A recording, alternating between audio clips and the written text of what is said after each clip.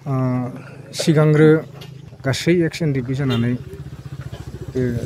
गोमोथाव ब्रह्म बिथांनि जोनोमगिरि बिमा बिफा बिथांमोननिसिम रोजा रोजा हामलायनाय जासिग्रोदों।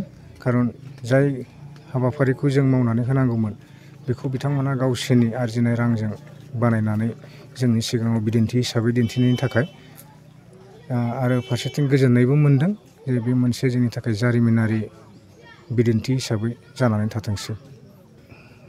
जायफोरानाखि दा सरकाराव दङ बा सालायबाय थादों बिथांमोननिसिम बेखौनो खावलायदों जे दिनैसिमहालागै जोंनि मुंख्लं न'खरफोरा 642 सा मोननो हादों, नाथाय गोबांथार बांसिनानो मोनाखै। बेखौ थाबैनो मावफुंनानै होनांगौ। जोङो थांनाय समफोराव आसामनि गिबि मन्थ्रि डक्टर हिमन्त बिश्व शर्मा बिथांजोंबो सावरायदों। सावरायनाय समाव बिथाङा बुंदों लासैनो गासैखौबो फारि फारि होलांगोन होननानै आसा फारिदों जे बिथाङा गावनि खोथा होनाय बादि इयुनाव जे बे हाबाफारिखौ मावफुंनानै होयो। बिथाङा माबे समावहाय आफादाव थाङामोन आरो माबे समाव बिथाङा मुंख्लं जायो?